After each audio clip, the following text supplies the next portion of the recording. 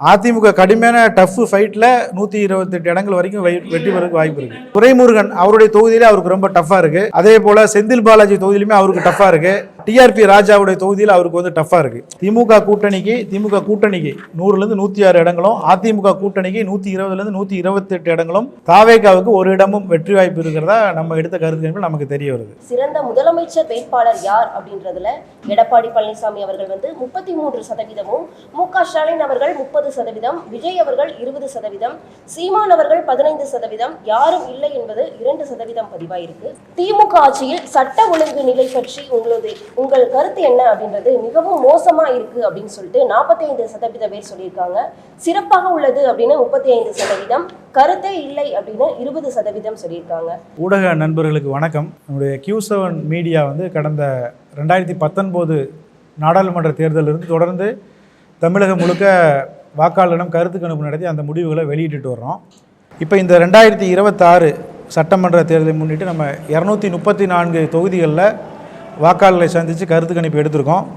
அதில் சாம்பிள்ஸ்னு பார்த்தீங்கன்னா ஒரு தொகுதிக்கு, ஒரு சட்டமன்ற தொகுதிக்கு சராசரியாக 125 பேர்களிடம் இந்த கருத்து கணிப்பு வந்து எடுத்திருக்கிறோம். ஒட்டுமொத்தமாக 29,250 பேரிடம் இந்த கருத்து கணிப்பு வந்து எடுத்திருக்கிறோம். சிறந்த முதலமைச்சர் வேட்பாளர் யார் அப்படின்றதுல எடப்பாடி பழனிசாமி அவர்கள் வந்து 33%, மு.க. ஸ்டாலின் அவர்கள் 30%, விஜய் அவர்கள் 20%, சீமான் அவர்கள் 15%, யாரும் இல்லை என்பது 2% பதிவாயிருக்கு. திமுக ஆட்சியில் சட்ட ஒழுங்கு நிலை பற்றி உங்கள் கருத்து என்ன அப்படின்றது மிகவும் மோசமா இருக்கு அப்படின்னு சொல்லிட்டு 45% பேர் சொல்லியிருக்காங்க.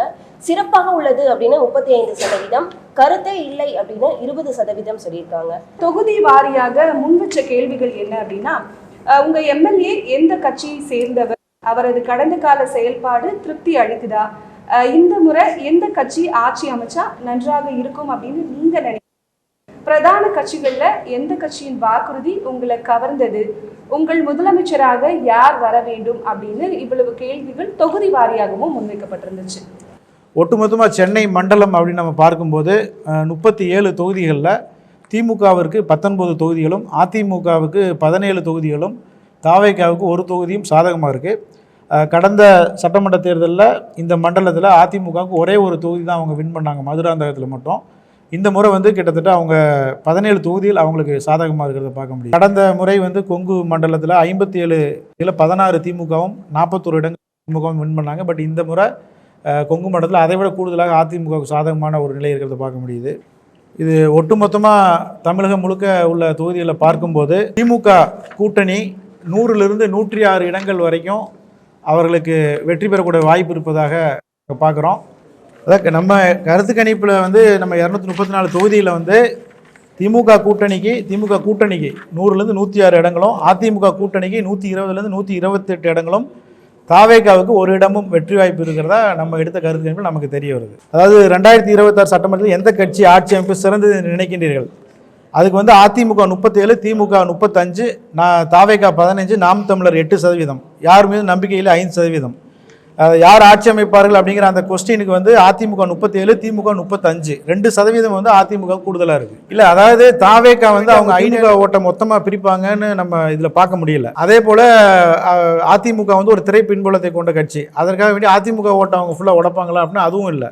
அந்த ஓட் பேங்க் அப்படிங்கிறது அப்படியே இருக்குது. 2 சைட்லையுமே அவங்க ஈக்குவலாக தான் தாவேகா வந்து பிரிக்கிறாங்க. சீமானுக்கு வந்து வாக்கு சதவீதம் அப்படியே தான் இருக்குது. அவருடைய வாக்கு சதவீதம் வந்து குறையவே இல்லை. அதாவது அவர் ஏற்கனவே 8 வாங்கியிருந்தார். இப்போ நம்ம எடுத்ததில் வந்து பார்த்தீங்கன்னா கிட்டத்தட்ட 10 வருது. அவருக்கு நம்மளோட இதில் அவருக்கு கூடியிருக்கு, குறையல.